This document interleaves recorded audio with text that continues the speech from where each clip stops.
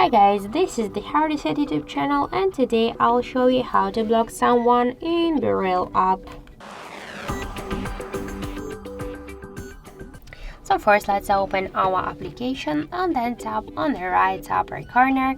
For example, let's block one from our friends. Just tap to the friends account. Here click on the right upper corner to these three dots and click to block your friend, so block this user. Just then confirm your action by click to block, and now just where we can find this block user. So here we should click on the right upper corner, then to these three dots, and then just tap to the privacy section, click to block profiles, and now we can see our this blocked user and when we just blocked them. So just click to the X icon to unblock it and confirm your action by click to unblock.